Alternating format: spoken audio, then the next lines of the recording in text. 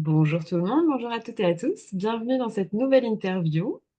Je suis Blandine, je suis ravie de vous accueillir et aujourd'hui j'ai la joie d'accueillir de nouveau Cassandra Martinez. On va parler aujourd'hui d'un sujet qui te tient à cœur. Bienvenue. Merci de m'accueillir encore une fois. C'est toujours, grande joie et bonjour à Oui, tous. bah, pareil. Est-ce que tu veux du coup nous parler un petit peu de qui tu es, de qui tu accompagnes, nous dire en quelques mots pour planter le décor, voilà, te présenter en quelques mots. Ouais, donc je m'appelle Cassandra et j'accompagne, les femmes qui sont dans une situation où, ben, elles se sentent, souvent pas assez, qui se dévalorisent, qui se jugent et qui vivent en fait dans un hyper contrôle. Je les accompagne à se créer une sécurité intérieure et à se créer une relation plus douce avec elles-mêmes et donc une relation plus douce avec la vie. Pour qu'elles puissent vraiment, enfin avancer avec plus de confiance, avec plus de, douceur envers elles, avec plus de aussi de liberté en fait d'être elles-mêmes et ne plus s'excuser d'être elles-mêmes. Hmm. Voilà, donc, j'accompagne, ces femmes à travers, un accompagnement collectif, qui s'appelle, Créer l'amour, mais aussi en individuel et notamment, dans des immersions individuelles en Corse. Magnifique. Merci de venir porter ce message. Je pense que vraiment, c'est un message à notre époque qui est très, très, très, dont on a besoin. Voilà, je veux dire, qui est très, très nécessaire. C'est pas très français, mais en tout cas, dont on a vraiment besoin. Et justement, du coup, est-ce que tu pourrais nous dire un petit peu d'où ça te vient d'avoir eu envie de porter ce message? Pourquoi c'est important pour toi, ces sujets sur le fait de, comme tu as dit, de ne plus s'excuser d'exister? Pourquoi c'est important pour toi? Ouais. Alors c'est vraiment devenu, une évidence pour moi d'accompagner sur ce sujet là, dans ces 2 dernières années qui viennent de s'écouler. Avant, c'était pas, forcément l'accompagnement que j'avais, mais ça s'est vraiment présenté comme une évidence. Déjà, en fait, je crois que c'était déjà là, parce que je me suis rappelé de quelque chose il y a pas longtemps. Un jour, j'ai un ami qui m'avait dit, «En fait, Cassandra, tu es une pilule pour l'amour de soi». Et ça, c'était il y a, je sais pas, peut-être 5 ans, 6 ans, 7 ans, quelque chose comme ça. Et alors là, vraiment, quand elle m'avait dit ça, cette personne, je m'étais dit: «Mais alors là, on est loin du compte». Moi, clairement, en termes d'amour de moi, je suis -12, donc je suis pas du tout une référence et pourtant, bah, cette amie m'avait dit, «Mais tu te rends pas compte, tu permets ça aux gens». J'étais là: «OK». Bref, je me suis rappelée de cette anecdote, en fait, là, dernièrement. Mais comment c'est venu, du coup, concrètement? Après, en fait, je me suis rendu compte il y a 2 ans à peu près, j'ai fait un troisième burn-out, voilà. Troisième, ça a commencé un petit peu quand même à sonner la tirette d'alarme, je crois qu'on dit comme ça? Je sais plus, bref. À tirer la sonnette d'alarme. Ah tia voilà, merci, on va y arriver et en fait, ce burn-out-là, je l'ai pas vécu comme les autres parce que je pense que j'avais déjà un peu avancé dans je sais pas, dans mon chemin de conscience et de connexion à mon corps et il a été, en fait, vraiment très assez violent et ce qui m'a choquée à ce moment-là, c'est à quel point j'étais mais d'une sévérité et d'une méchanceté, en fait, envers moi-même de vivre ce que je vivais.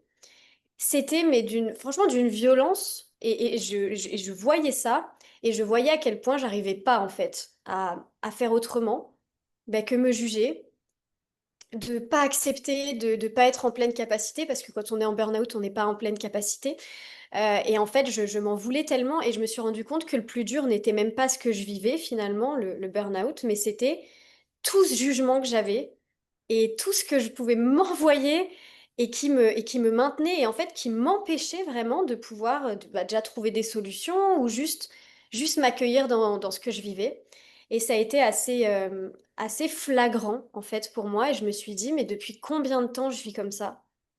Depuis combien de temps en fait, je me demande d'être ce que mon corps ne peut pas être en fait?» Et ça a été, bah, voilà, un processus et puis ce qui s'est passé aussi au même moment, c'est qu'en plus d'une fatigue intense parce que le burn-out, on n'a plus d'énergie, on s'effondre, j'avais aussi, vraiment, une relation à mes émotions qui est devenue hyper compliquée. En fait, je me suis rendu compte que par le passé, je gérais beaucoup mes émotions avec mon mental. Et là, en fait, j'avais comme plus le choix de les ressentir. C'était tellement intense tout ce qui se passait. Et là, pareil, je me suis rendu compte, mais en fait, je me demande de ne pas ressentir ce qui est là, en fait. Parce que je voudrais être différente, parce que bah, tous ces jugements qu'on peut avoir. Et c'était hyper flagrant, en fait. Vraiment, je me suis dit, mais c'est quoi ces voix dans ma tête, en fait, qui, qui, qui, qui me descendent et tout ça. Et donc là, à ce moment-là, je me suis dit, bon, qu'est-ce qu'on fait? Et donc, petit à petit, grâce à l'aide de plein de personnes, dont toi d'ailleurs, grâce à des accompagnements et tout ce qui s'est mis sur mon chemin, j'ai compris que, que tout ça, c'était pas ma faute en fait, et que ce qui m'était arrivé, ce burn-out, et puis même ces jugements envers moi, c'était parce que j'avais, il y a plusieurs choses, mais notamment j'ai pris conscience de l'importance du système nerveux, et que quand on a un système nerveux en mode survie, en fait, on n'y arrive plus, quoi. Et que c'est pas une question qu'on est trop faible ou qu'il nous manque quelque chose. Ou moi, je me disais toujours, j'ai pas compris quelque chose, c'est pas possible. En plus, avec un peu l'avènement du développement personnel, je me disais, mais t'as tout aujourd'hui, t'as tout. Mais donc pourquoi tu t'es effondré? Pourquoi t'y arrives pas? Parce qu'en plus, cet effondrement est arrivé au moment où je voulais créer un projet qui me tenait à cœur, hein. Et voilà, effondrement. Et donc là, vraiment, j'étais là, mais en fait, t'as tout aujourd'hui, on trouve tout dans les livres, donc pourquoi il t'arrive ça? Et donc voilà, ce jugement permanent, ces questionnements, comme si en fait, comme si j'étais un problème, comme si j'étais, voilà, un problème et tout ça. Donc j'ai un peu été aussi un peu de guérison en guérison, jusqu'à ce que je comprenne que j'avais pas besoin de plus, mais que j'avais vraiment besoin de moins. Et ça a été vraiment une révélation. Mon corps aussi m'a amené à ça, puisque j'ai eu plusieurs soucis de santé qui se sont accumulés jusqu'à ce qu'un jour, je baisse les armes en fait face à mon corps et que j'accepte qu'il n'était pas mon ennemi et que j'accepte son message. Et ce jour-là, j'ai dit, ok, j'ai compris, je vais vers le moins en fait. Et j'accepte d'en faire moins. Et en faire moins, c'est faire mieux. Et donc, plutôt que de me juger, j'ai appris à écouter, à ralentir, à m'occuper de mon système nerveux, à m'occuper de ce qui criait en moi, parce que ces émotions intenses, c'était vraiment finalement des parts de moi qui avaient juste besoin d'être vues, entendues, que je prenne soin d'elles plutôt que ce que je faisais avant, c'était juste par la force de mon mental, me dire non mais ça c'est bon, changer de perception, je changeais de perception. Mais j'allais trop vite en fait, c'est-à-dire que j'essayais de voir la vie différemment, mais ah, sans prendre vraiment le temps de ressentir ce qui se passait dans mon corps. Donc c'est comme si je disais à ces parts de moi blessées, toi t'existes pas, regarde, on peut voir les choses différemment.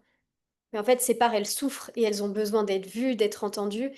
Et tout ça, du coup, ça a changé évidemment ma relation à moi-même, puisque je suis passée d'être en lutte constante contre moi et essayer d'être comme mon mental voulait que je sois, une certaine femme qui accomplissait certaines choses. Enfin bref, voilà, j'ai appris à accepter, en fait, qui j'étais et à réguler mon système nerveux, ce qui m'a permis de créer une vraie sécurité intérieure. Et c'est toujours mon chemin, hein, voilà, c'est un chemin de tous les jours. Et en fait, ça a tellement tout changé. J'ai vraiment eu l'impression de... Enfin, moi, l'image que j'ai, c'est j'ai remis ma couronne sur la tête. Et ça, je me suis dit, ok, toutes les femmes, absolument toutes les femmes, et là vraiment je parle des femmes parce que ça me tient à cœur d'accompagner les femmes, mais les hommes peuvent évidemment, enfin, peuvent se sentir concernés et il y a aucun sujet avec ça. Mais voilà, mon accompagnement est destiné aux femmes. Euh, je me suis dit, je veux que toutes les femmes remettent leur couronne sur leur tête. Et voilà, du coup est née l'envie d'accompagner sur ce sujet. Et ça s'est présenté à moi aussi parce que finalement, les clientes qui venaient à moi, elles venaient pour ces sujets. Amour de soi, lâcher prise, souvent aussi par rapport aux relations qu'elle vivait, où elle se rendait compte qu'elle s'oubliait pour les autres, qu'elle se pliait en quatre pour les autres. Et donc c'est venu, j'ai accompagné sur ça et j'ai adoré et voilà, je suis dans mon élément et du coup, aujourd'hui c'est une évidence quoi. Hmm, magnifique. Il y a une formulation que tu utilises régulièrement et qui ressortait là dans ce que tu as dit, mais tu ne l'as pas nommé comme ça. C'est le fait de se traiter comme sa propre ennemie, en fait, de finalement avoir cette relation avec soi sans même qu'on se rende compte. Je pense que la plupart d'entre nous, quand on est dans cette dynamique, on est tellement dedans qu'on n'en a pas Oui, conscience et que yes. finalement, la personne qui est la plus dure avec nous-mêmes, enfin, comme tu l'as dit, que finalement, dans le burn-out, ce qui était le plus difficile, c'était ta propre critique intérieure qui était tellement dure. Et ça, je Mm, pense que c'est vraiment quelque chose dont on n'a pas assez conscience.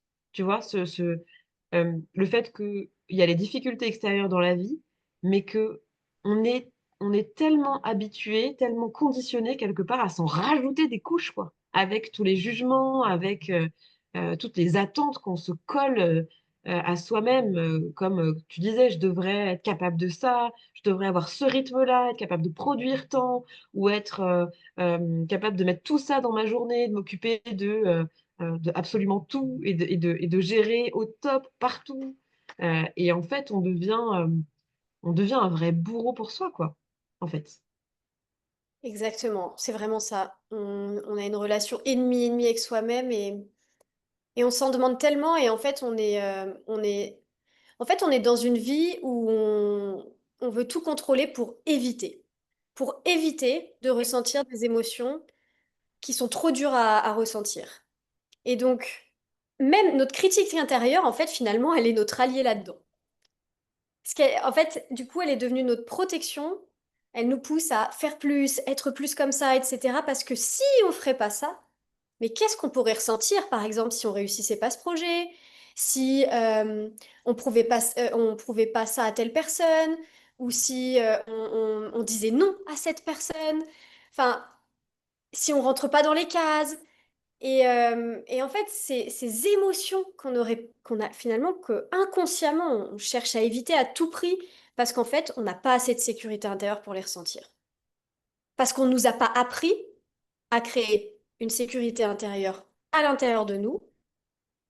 On n'a pas forcément eu l'enfance qui nous a permis d'avoir un système nerveux souple et régulé qui nous permet de faire face à ces émotions difficiles. Donc en fait, on vit une vie où on cherche à éviter de ressentir de la douleur. Sauf que du coup, on ne fait pas des choix qui sont conscients et qui répondent à notre vrai désir et à notre souhait de réalisation personnelle. Puisqu'en fait, on cherche à éviter de ressentir la peur, on cherche à éviter de ressentir la honte, on cherche à éviter de ressentir la tristesse. Euh, voilà, toutes ces émotions qui sont difficiles. Et du coup, ben voilà, il y a toutes ces parts de protection qui sont à fond en train d'éviter ça. Critique intérieure, enfin, toutes ces parts protectrices qui peuvent exister, qui nous font avoir des comportements qu'on n'a pas envie, que ce soit même des comportements addictifs ou des comportements de dépendance envers les autres ou le people pleasing, enfin voilà, tous ces comportements-là. Et en fait, une vie où on évite tout ça, bah, c'est une vie en mode survie. Et ça, c'est parce que je nous souhaite à tous, du tout. Et en fait, ce qui est génial, c'est qu'on peut tellement réapprendre à créer cette sécurité à l'intérieur de nous, qui fait qu'on va muscler cette capacité à tout ressentir, à être présent avec tout ce qui peut se passer, parce que la vie, c'est une palette d'émotions, c'est une palette de circonstances, c'est une palette d'expériences. Et à un moment donné, quand on a vraiment envie de vivre, eh ben, il y a un moment où du coup on a besoin d'apprendre à se créer donc cette capacité à ressentir les choses, sinon on restera toujours en mode survie, à se protéger à chaque instant et à rester dans les comportements qu'on veut plus. Et en plus on se juge pour ça, donc le cercle vicieux, voilà. Et ça encore une fois, c'est pas ce que je nous souhaite quoi. Hmm. Oui, et à la fois, c'est pas si fonctionnel que ça, parce en cherchant à se protéger, bien souvent, on vit des situations qui nous conviennent pas, qui sont pas confortables pour nous. Mais bon, tu nous dis, la super note d'espoir, c'est que tout ça peut changer. Et c'est vrai que quand on est prise dans cet engrenage-là, on ne voit pas du tout comment ça peut changer. Est-ce que tu pourrais nous parler un petit peu de ton expérience et de la manière dont toi, tu as managé cette transformation et peut-être de la façon dont tu l'accompagnes aussi, cette transformation, pour qu'on puisse toucher du doigt que c'est possible et surtout que c'est accessible? Yes. Ouais, moi je dirais que vraiment, franchement, la première étape qui pour moi a été, mais ça a tout changé, c'est déjà ben, d'apprendre ce qui se passait. C'est-à-dire de comprendre, c'est pas ma faute, c'est mon système nerveux qui réagit comme ça. Ah, mais c'est pour ça que je réagis comme ça. En fait, il y a ça qui est en train de se jouer. Ça, c'est un mécanisme de protection que j'ai créé parce que dans ma vie, à un moment donné, ça a été nécessaire parce que je n'avais pas d'autres ressources à ce moment-là. Ok, c'est ça qui est en train de se jouer. Et là, déjà, on enlève une part de honte, de jugement, même d'incompréhension. Le mental déteste en plus ne pas comprendre ce qui se passe. Et je crois que du coup, enfin, pour moi, la première étape, c'est déjà de comprendre ce qui se joue pour enlever cette couche de jugement. Et aussi, ben, du coup, accompagner notre mental à comprendre. Parce que souvent, dans ces moments-là, dans des moments où on a besoin de se sortir du contrôle, peut-être même d'un burn-out ou d'une dépression ou vraiment d'une période où on est très ennemi avec soi, ben notre mental il est à fond quoi. Et souvent il est à fond. Et je pense qu'il faut le prendre par la main aussi, il faut l'emmener avec nous dans l'aventure. Et du coup, ben, je pense que de lui expliquer, regarde ce qui est en train de se passer, on n'a pas un problème. Et du coup, si on sait ce qui se passe, on peut agir dessus. Parce qu'on peut pas agir sur ce qu'on connaît pas en fait. Donc, si on connaît ce qui se passe, si on commence à s'éduquer, à apprendre, à être renseigné sur ce qui se joue, et ben là, on regagne du pouvoir parce qu'il y a des solutions. Et ça, déjà, il y a un soulagement. En tout cas, moi, c'est ce que j'ai vraiment ressenti quand j'ai appris toute cette théorie du système nerveux, etc. Ça a fait waouh, je suis pas cassée. Putain, franchement, je suis pas cassée, quoi. Mais c'est génial, en fait. Et je peux reprendre à ce moment-là. À ce moment-là, je passe de culpabilité à responsabilité. Et ça change tout. J'arrête de me sentir coupable d'être ce que je suis aujourd'hui. Et ça enlève un gros poids parce que la culpabilité, c'est du jugement, etc. Et je passe à je suis responsable de pouvoir changer les choses. Alléluia, mais je suis pas coupable. Je suis pas coupable de ce qui m'est arrivé. À aucun moment je suis coupable. Par contre, je suis responsable d'en changer. Et ça change tout déjà aussi, ce shift. Je suis pas coupable, mais je suis responsable. Ça redonne le pouvoir. Donc ça, pour moi, c'est vraiment une étape qui est indispensable. Et d'ailleurs, c'est la première chose qu'on fera dans mon programme Créer l'amour, c'est de comprendre ce qui se joue. Et c'est déjà ce que là, je fais dans mon contenu gratuit hein, sur YouTube ou sur Instagram, d'éduquer justement sur ces sujets, parce que je pense que tout le monde devrait le savoir en fait. Et une fois qu'on commence à moins se juger, là, il y a de l'espace. Parce que dans le jugement, il n'y a pas d'espace de guérison, en fait. C'est pas de la guérison quand on se demande d'être quelqu'un d'autre parce que ce qu'on est, c'est pas bien. C'est pas de la guérison. Je sais pas comment appeler ça, mais c'est pas de la vraie guérison et ça durera pas dans la durée. Ça durera pas dans la durée. Bien, merci Cassandra. Ça tiendra pas dans la durée. Et, euh, et donc voilà, ça ne fonctionne pas. Donc une fois que déjà on comprend mieux, on se juge moins. Et là, on peut commencer du coup à avoir de la curiosité, à avoir une posture. On passe du jugement à je suis curieuse. Qu'est-ce qui se joue en moi? Hmm. Ok, et là, dans cet espace de curiosité, on peut apporter du soin. On peut commencer du coup à gagner en conscience de ce qui se joue et à apporter du soin là où il y a besoin d'apporter du soin. Là, quand on va remarquer les mécanismes de protection qui sont à l'œuvre, les blessures d'enfance qui sont à l'œuvre, parce que c'est ça hein, qui crée nos comportements qu'on n'a plus envie d'avoir, c'est ça qui crée notre critique intérieure, etc. Mais à ce moment-là, on peut y apporter du soin.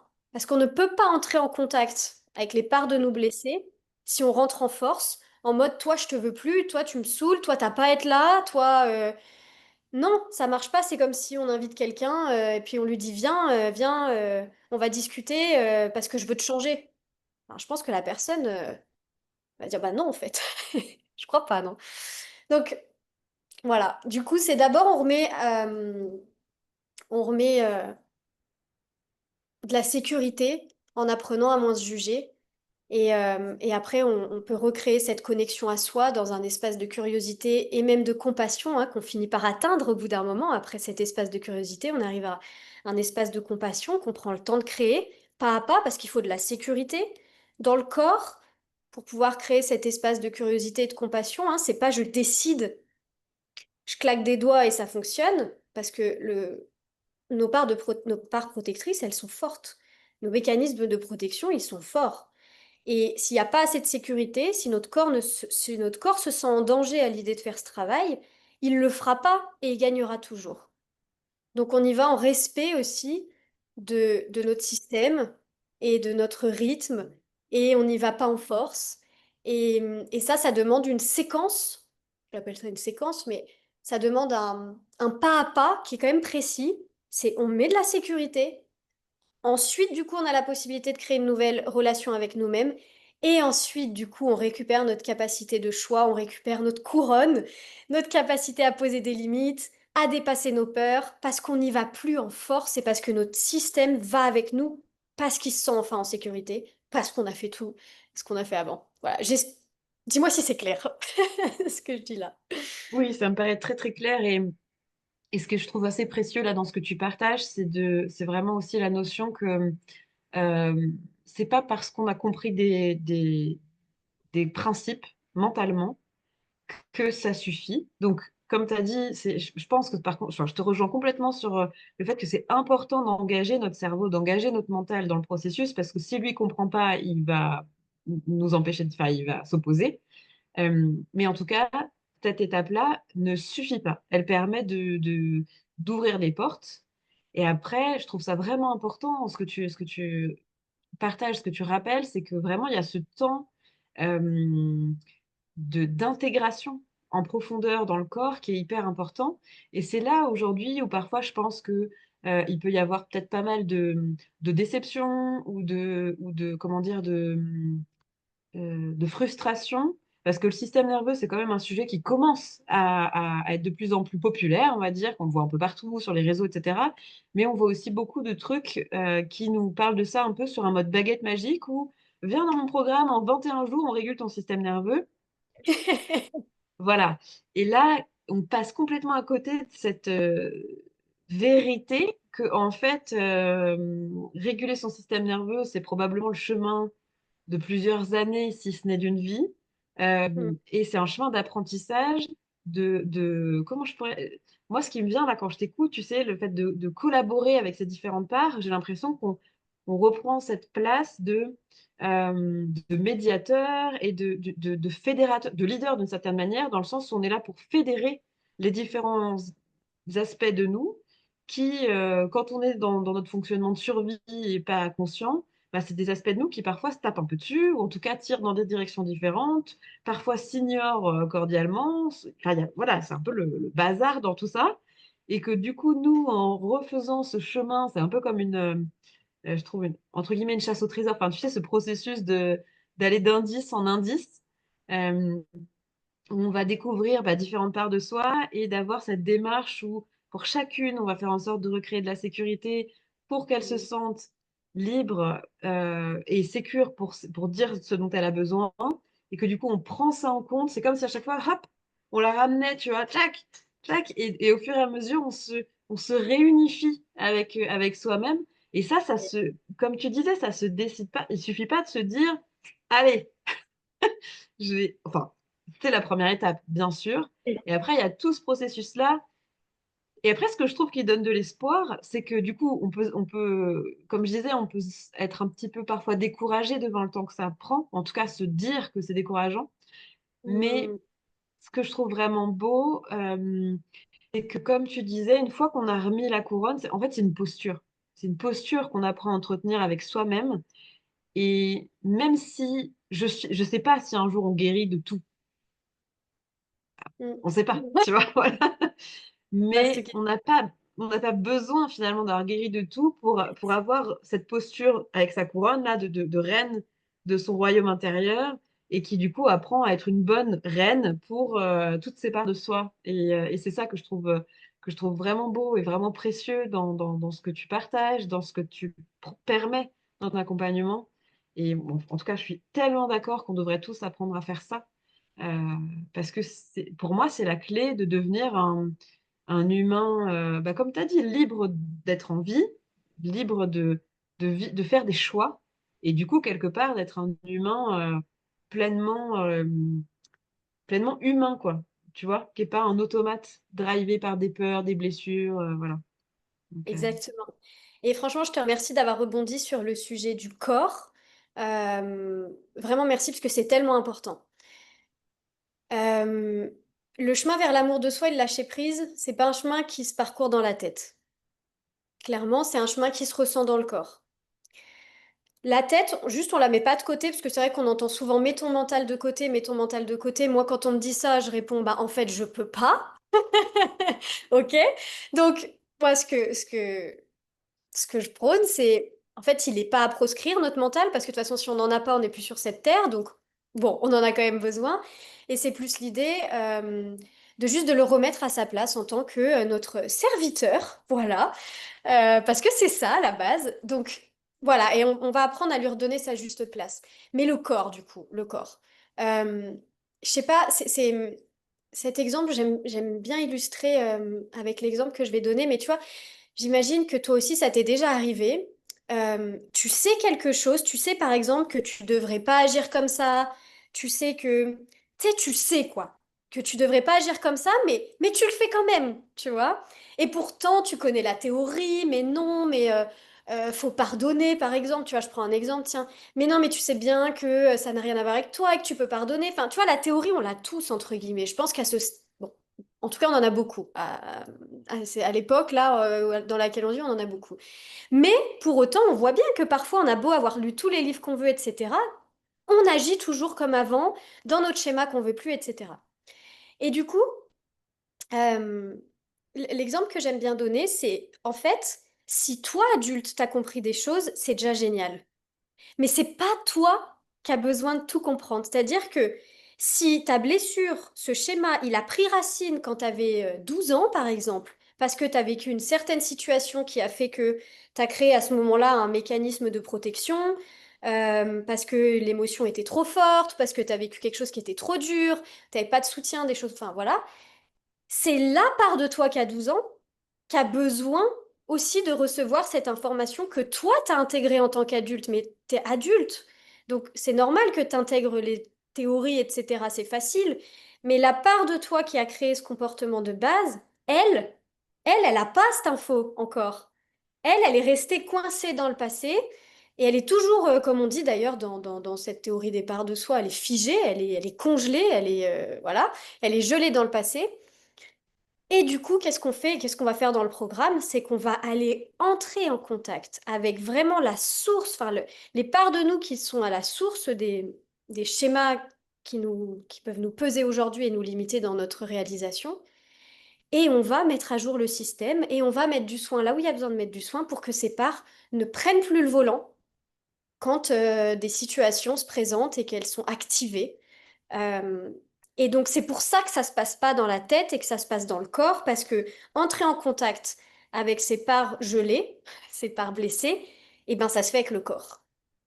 Avec la tête aussi, hein, mais avec le corps aussi. Parce que si on fait pas le travail dans le corps, la mémoire reste dans le corps.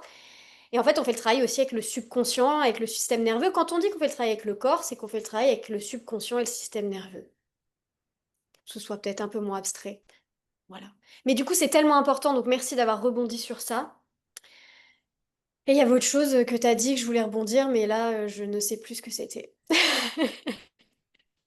une Déjà, prochaine voilà, interview. merci.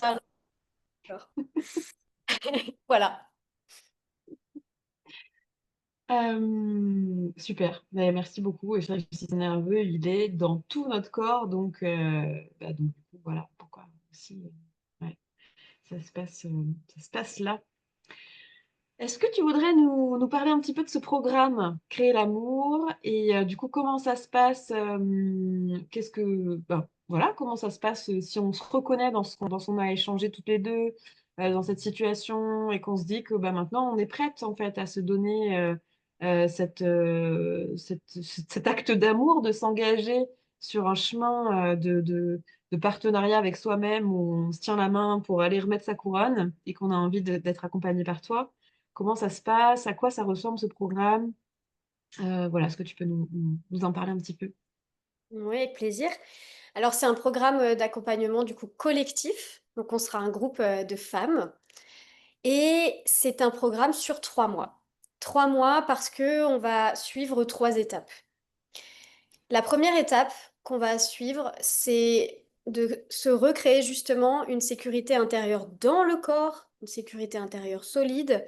Et ça va être tout le travail du coup de comprendre, puis expérimenter et réguler son système nerveux. Donc on va vraiment apprendre ça, ça va durer un mois, où on va non seulement comprendre les concepts du système nerveux, mais aussi chaque femme va pouvoir mieux connaître le sien, le système nerveux, quels sont ses propres mécanismes de protection, voilà, déclencheurs, etc.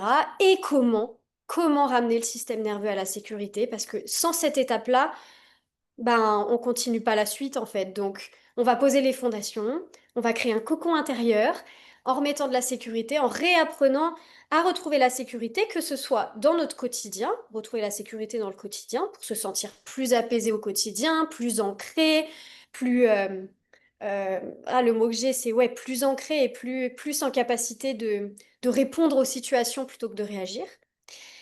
Et, et aussi, on va apprendre à se réguler en cas de crise, parce que réguler son système nerveux ne va pas faire que du jour au lendemain, notre vie va devenir comme ça, sans plus d'expérience des obstacles ou des choses qui nous challengent. Non, on ne changera pas la vie. Et d'ailleurs, on ne contrôlera pas la vie, justement. On va apprendre à naviguer dans toutes les facettes de la vie. Donc, on va aussi apprendre, voilà, à se réguler aussi dans ces moments qui sont plus challengeants, dans ces moments que j'appelle des moments de crise. Voilà. Je pense que ça peut parler. Donc ça, c'est la première étape, créer cette sécurité intérieure solide. Deuxième étape, ça va être de créer donc une relation à soi plus douce. On va remettre de l'amour dans la relation à soi-même. Et ça, on va faire le travail du coup avec les parts de soi dont j'ai un petit peu parlé déjà. Et on va notamment aller explorer notre critique intérieure parce que je sais à quel point elle est présente, cette critique intérieure. Donc on va faire un gros travail sur la critique intérieure, mais aussi sur voilà, les émotions telles que la colère, donc les parts de nous en colère, les parts de nous qui portent de la tristesse, hein, ça c'est souvent les parts de nous très jeunes dans l'enfance, les parts de nous qui portent de la honte. Voilà, on va faire ça dans ce deuxième mois, on va aller mettre du soin, on va apprendre à mettre du soin par soi-même envers nos parts blessées. Et là, on va se rendre compte qu'on peut devenir son propre parent, sa propre mère. On peut se rematerner. Et là, on n'a plus besoin du coup de chercher à l'extérieur l'amour, la confiance, etc. Parce qu'on va apprendre à créer ça en nous. Deuxième étape. Troisième étape, une fois qu'on a fait ces deux premières, en fait, on va se rendre compte qu'on récupère notre capacité de choix, notre capacité de choisir comment on veut répondre à ce qui se joue dans notre vie. Et ça, il faut vraiment le comprendre, c'est si on a notre système nerveux qui est complètement dérégulé, si on est en mode survie et si on se juge tout le temps, on n'a pas de capacité de choix. Un système nerveux dérégulé ou des traumas non libérés, ça nous empêche d'avoir une capacité de choix. Donc c'est pas qu'on a un problème, encore une fois, c'est qu'on nous a enlevé ça. Donc ça, on le récupère grâce aux étapes qu'on suit. Et donc dans cette troisième étape, on va du coup, vu qu'on a assez de sécurité, etc., on va apprendre à poser des limites saines pour nous, parce qu'on a récupéré cette capacité de choix. On va aller vraiment récupérer reprendre conscience de notre valeur, de notre estime, enfin de notre valeur. Et puis apprendre à avancer malgré les peurs. Parce que, encore une fois, moi, j'ai pas de baguette magique. Je vais pas rendre votre vie où vous pourrez vous sentirez superwoman et n'importe quoi ne vous fera pas peur. Non, c'est normal d'avoir peur. Et justement, on verra que s'il y a de la peur, c'est qu'il y a un désir authentique et profond. Et on va apprendre à naviguer avec ça. Voilà. Donc ça, c'est toutes les étapes qu'on va suivre. Le but étant de ce programme, c'est vraiment de se libérer de l'hyper-contrôle, de sentir qu'on a des ressources en soi pour avancer dans la vie et du coup récupérer cette confiance et cet amour de soi et cet amour de la vie. Voilà. Hmm, merci. Et pour celles qui se diraient que peut-être ce genre de sujet étant super intime, elles s'attendraient à un accompagnement individuel, je me dis que ça peut être intéressant que tu nous partages pourquoi tu as choisi de le proposer en groupe. Ouais, ouais. Alors je comprends complètement, en tout cas, si des personnes pourraient se poser la question. Et en fait, on guérit dans le lien. Parce que pourquoi j'ai choisi de faire un accompagnement collectif, c'est qu'il y a plusieurs raisons en fait. Déjà, quand on est en collectif, les partages des autres résonnent avec nous-mêmes. Puisque finalement, la difficulté à lâcher le contrôle, la dévalorisation de soi, le jugement intérieur, enfin, soyons honnêtes, c'est quand même quelque chose qui est assez universel. Donc, et souvent, on croit qu'on est seul dans notre mal-être, vraiment. Et du coup, d'être aussi en collectif, c'est se rendre compte, bah, je suis pas la seule à vivre ce que je vis, je suis pas toute seule. Donc, ça va aussi enlever une couche de jugement, du coup, parce que souvent, on se croit seul et on se dit, moi, je suis pas comme les autres. Bah là, on se rend compte qu'il n'y a pas de problème, hein, on n'est pas seul dans, dans tout ça. Et donc voilà, ça apporte beaucoup de compassion et tout ça. Aussi, euh, une des choses quand même qui crée beaucoup de la dévalorisation de soi, une estime de soi qui est très faible, c'est que souvent on a vécu ce qu'on appelle de la honte toxique. Et la honte toxique, c'est quand du coup, dans le lien, on s'est senti être inadapté.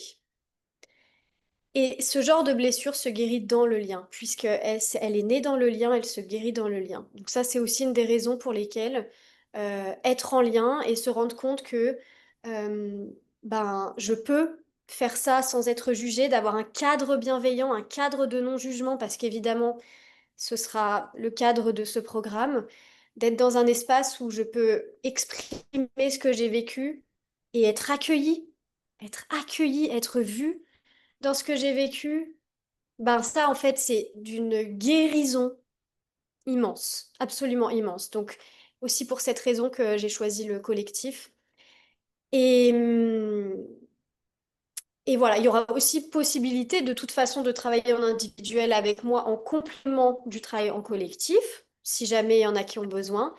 Mais vraiment, le travail en collectif est extrêmement puissant en termes de guérison. Et ça me donne, par expérience, en tout cas, si je peux partager mon expérience, ça me donne aussi envie d'ajouter que moi, ce qui m'apporte beaucoup dans le travail en collectif, c'est c'est le soutien. Ça rejoint ce Hmm, que tu disais de, on a été blessé dans le lien, l'importance de se sentir accueilli. Et souvent, c'est même au-delà de ça, c'est que comme il y a des résonances et que ça active l'empathie entre nous, on peut tout à coup se sentir recevoir du soutien à un endroit où soi-même, on était tellement dur avec soi, tellement jugeante, tellement en rejet de cette part de nous. Et finalement, ça, mais c'est tellement puissant comme hmm, expérience pour, euh, pour switcher le schéma quoi, à l'intérieur de nous, de non seulement je peux être accueillie telle que je suis, et en plus je peux être soutenue là où moi je me sens pas aimable. Donc, exact, je trouve ça hyper exactement. puissant. Hyper, hyper puissant. Génial. Est-ce que tu voudrais ajouter quelque chose par rapport à tout ça? Hmm, est-ce que Est-ce j'aimerais ajouter que, quelque chose? Dis-moi. ouais, ou est-ce que j'allais te dire sinon, tu vois, qu'est-ce que ce serait sur quoi tu aimerais terminer? Ça peut être un point sur lequel tu as particulièrement envie d'insister ou voilà, si tu veux ajouter ou redire quelque chose, tu sais, comme pour emballer le cadeau de cette interview. Ben, ce que j'aimerais dire, c'est que personnellement, moi, j'ai longtemps cru que c'était normal de ne pas s'aimer et de vouloir tout contrôler. Enfin, en tout cas, d'être en stress permanent parce que à ce moment-là, on se dit pas je contrôle tout. On est juste stressé, en fait. Et pendant longtemps, j'ai vraiment cru que c'était ça la vie et que c'était normal. Et ce n'est pas normal, en fait. Et ce ne l'est pas, et il faut un moment que quelqu'un nous le dise ou nous le redise pour que ça continue de faire son chemin et qu'à un moment donné, on se dise, ah ouais, il y a autre chose qui est possible et les solutions, elles existent vraiment, réellement. Et donc, c'est pas une fatalité et on peut vraiment vivre autrement. C'est pas normal de traverser sa vie en étant constamment en mode survie et, euh, et sa propre ennemie.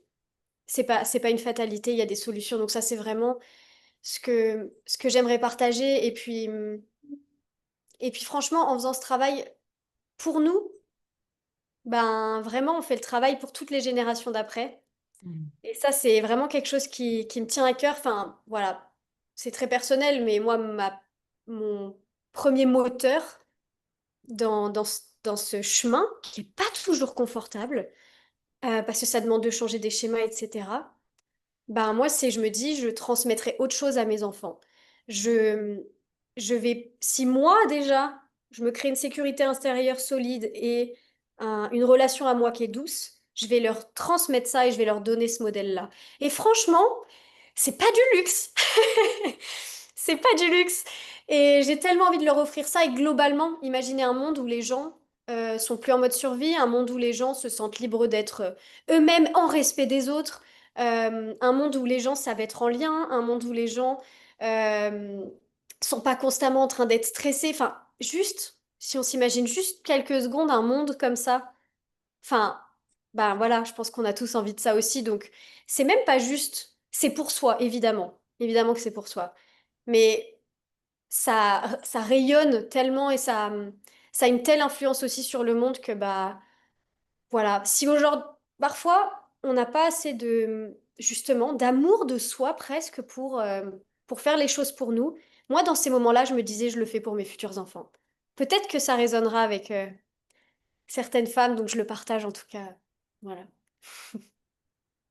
Un immense merci, Cassandra, pour ce message. Je suis tellement d'accord avec toi sur le fait que ce travail, c'est un cadeau, bien sûr pour soi, mais aussi pour les générations futures et pour le monde de demain. Je Mm. partage tellement, tellement cette vision et j'ai ce même souhait pour l'humanité et pour la planète entière. Donc un grand, grand, grand merci à vous qui nous regardez. Je vous encourage vraiment à aller voir le travail de Cassandra, à aller vous intéresser de plus près à ce qu'elle fait et embarquer pour le programme Créer l'amour si vous sentez que c'est le moment pour vous. En dessous de cette vidéo, il y aura tous les liens pour retrouver, pour la retrouver et pour aller plus loin sur ce chemin-là. Merci Cassandra encore. Merci à À toi. bientôt. Bon, merci. Oui, à très très vite.